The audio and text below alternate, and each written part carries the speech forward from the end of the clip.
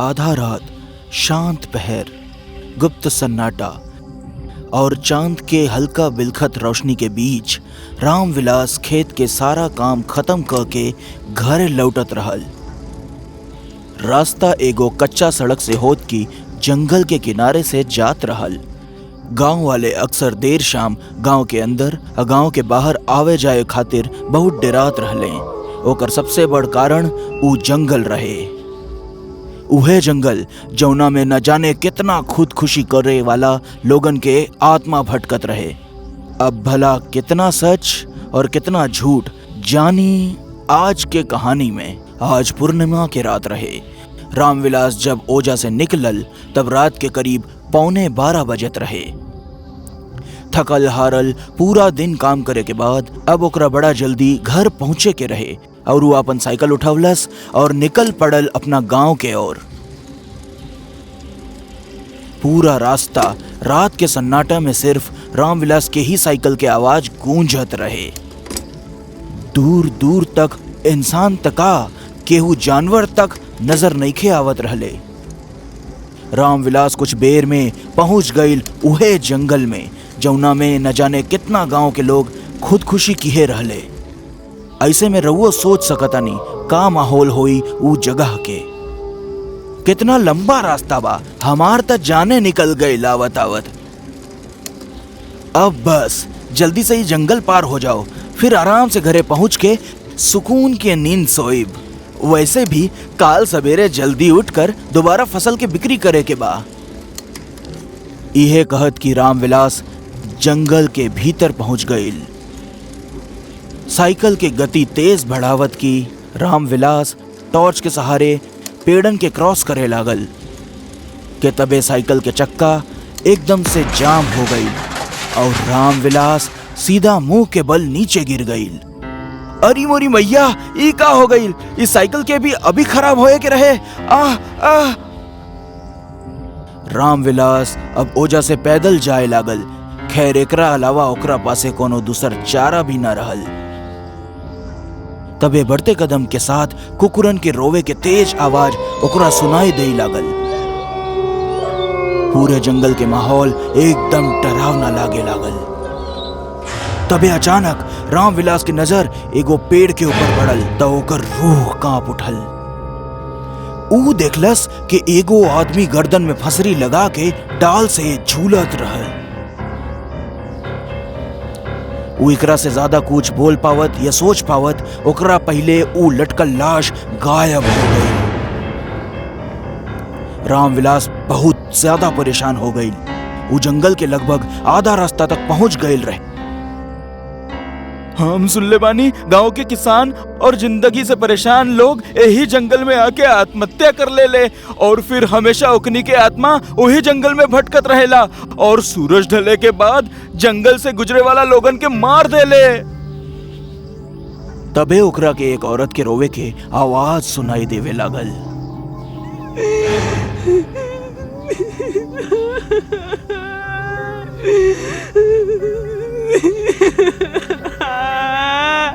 यह आवाज लगातार रामविलास के कान में पड़त रहे। ई बिल्कुल वही आवाज रहल जब केहू आत्महत्या कर लेला और तब ओकरा परिवार के लोग ओकरा लाश देख के बिलक बिलक के रोवेले। तबे रामविलास के ठीक पीछे से एक डरावना लफ्ज में एक आवाज गूंजे लागल। रामविलास, हमरा के भुला गईला रामविलास, हम तोहार दोस्त। याद बाना ऊ रात का भइल रहे? ई आवाज सुन के रामविलास के पसीना छूटे लागल। ऊ भगवान के नाम लेके चले लागल। तबे ओकरा के ऐसन लागल जैसे कि ऊ ओकरा कंधा पे हाथ रखलेस। ओकर डर और दहशत में बदल गई। रामविलास हल्का मुड़ल तो ओकरा ऐसन लागल जैसे ओकरा पीठ पीछे केहू 6 फुट के आदमी खड़ा होकर ओकरा कंधा के दबावत रहे। ओकरा दर्द होए लागल और किसी तरह ओ हाथ के ऊ अपना कंधा से हटवलस। रामविलास अपना फोन में समय देखलस तो रात के 1 बजे में 5 मिनट के समय बचा रहल। दहशत के सबसे तगड़ा पहर इहे होला और अब तक ऊ बिल्कुल कोनो नदी के बीच धार में फंस चुकल रहे। तबे ओकरा लागल जैसे ठीक ओकरा पीछे पीछे केहू चल रहल बा। पीछे से ओकरा के फिर एक आवाज सुनाई देलस। ऊ दिन फसल में आग लगा के हम देख लेनी रामविलास। कहाँ भागा ताड़ा? रुक जा रामविलास, रुक जा। पीछे से आवे वाली ये आवाज बार बार रामविलास के डर के बढ़ावत रहल, लेकिन अभी तक कहानी के बस शुरुआत रही। वो आगे बढ़त रहे। तबे ओकरा के खुद से कुछ दूर आगे एगो आदमी खड़ल दिखान, जेकरा गला में फांसी के फंदा रहल और आंख के नीचे बड़ बड़ काला घेरा रहे। वो आदमी के देखते रुक गइल। बिरजू तू तो पिछले साल खुदकुशी कर लेहल रहले ना। तू अभी जिंदा बाड़े तू अभी। रामविलास अब इतना बोलते रहे कि तबे सामने खड़ल शख्स गोली की रफ्तार में न जाने कैसे बहती हवा में एकदम से गायब हो गई। ओकर बड़ बड़ अखियां और एक भयानक मुस्कान रामविलास के अब भी डरवावत रहली है। काऊ बिरजू रहल? नहीं, शायद हम कोनो सपना देखनी है। थकान के कारण पगला गईल बानी। मरल मनई कभो थोड़ी लौट के आवेला।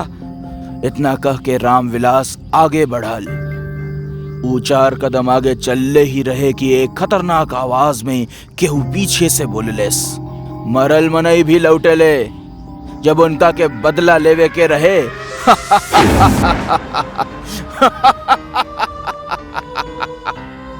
एक तेज भूतिया हंसी पूरा जंगल में गूंजे लागल। रामविलास खौफ से पूरा तरह जम गईल। तभी सन्न से एक तेज हवा के झोंका बिल्कुल ओकरा करीब से गुजर गईल और एकरा तुरंत बाद ओकरा उ जंगल के पेड़ पे केहू भागत दिखान। रात के ही घना कोहरा वाला माहौल में उ अकेला शख्स सिर्फ भगवान के याद कर सकेला।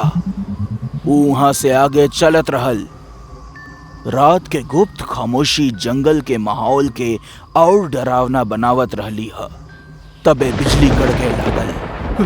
लगता बारिश तेज होई वाली बा, जल्दी निकले के पड़ी। ई कही के रामविलास तेजी से भागे लागल। ऊ भागते रहल के तबे कड़कड़ात बिजली के रोशनी में ओकरा सामने बिरजू दिखान।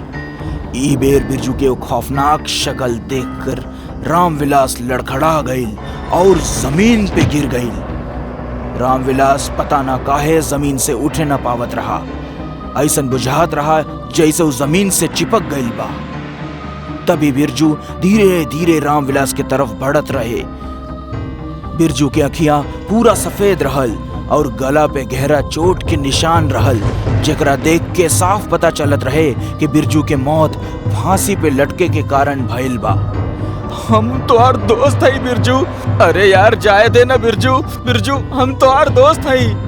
रामविलास के ई बात सुनकर बिरजू के आत्मा जोर जोर से हंसे लागल और बोलल, हमरा परिवार से अलग कर दिला, दुनिया से अलग कर दिला, और अब हमरा के कहा ताड़ा के हम तोरा के छोड़ दी, जाए दी, ऐसे कैसे? इतना कहते ही बिरजू के प्रेत रामविलास के हवा में उछाल के सीधा पीपल के पेड़ से उल्टा टांग दिलस और बोललेस, देख रामविलास, ई पेड़ के देख, तोरा कारण ही उ रात हम यही पेड़ से फांसी लगा के तड़प तड़प के अपन जान ले लेनी। जरा याद कर उ रात, यही पूर्णिमा के रात, जलन और लालच के चलते ते हमरे साथे कितना बड़ धोखा कैले रहे, याद कर। रामविलास कुछ याद करे लागल। तबे ओकरा के ठीक 1 साल पहले पूर्णिमा वाले रात के घटल घटना के जिक्र याद आयल। आज से ठीक 1 साल पहले कटनी के माहौल खेतन में जोर शोर से चलत रहा। सुख के खेत गांव से दूर रहत रहे, त ऐसे में कुछ 2-4 लोग राती के जाग के खेत के रखवाली करत रहे। रामविलास सब पे नजर रखे रहल। कुछ लोग के दारू पिला के रामविलास सोचलस कि बिरजू जौन ओकर सबसे बड़ा दुश्मन ह ओकरा के खत्म कह दिहल जाओ। रामविलास और बिरजू में सांप नेवला वाला दुश्मनी रहे। जलन और लालच के प्रतिशोध में जल के रामविलासवा धोखा से बिरजू के फसल और हरे भरे खेत के जला के राख कर दिलस। अगला सुबह गांव वालन के लागल शायद खेत जले से सब तबाह हो गई, लेकिन ई कुल त सोचल समझल साजिश रहे जेकरा रामविलास अंजाम दिहल रहे। बिरजू के सारा मेहनत और ओकरा परिवार के पेट भरे के एकमात्र साधन ओकरा से छीन लिहलस। अगला दिन बिरजू ओही जंगल के पेड़ से लटक कर आपन जान ले लिहलस और तड़प तड़प के ई दुनिया के अलविदा कहलस। जब ओकरा लाश के गांव लावल ग तो ओकरा परिवार में मातम के माहौल रहे। पता ना काहे पर उ वक्त रामविलास के भी अपने सच से घोटन होए लागल और उ बिरजू के मरल शरीर के कान में ई कह दिलस कि उहे बिरजू के खेत के जला के राख कह दिलस। उ अपन बोझ हल्का करे चाहत रहे। रामविलास अपना अंदर के सच बता त दिहलस, लेकिन बिरजू अपना मौत के बाद भी शायद उ सच के सुन लेलस और बस होकर आत्मा पर लोक से एक बार फिर मृत्यु लोक आयल, सिर्फ और सिर्फ रामविलास के ओकरा किए के सजा दे खातिर। रामविलास के कुल याद आवत रहल। तबे ओकर गर्दन कसे लागल, ओकर सांस रुके लागल। ऊ चीखे चाहत रहा, लेकिन ओकर जुबान से आवाज तक ना निकल पावत रहे। कोनो मोटी सी रस्सी ओकरा गला के कसत रहे।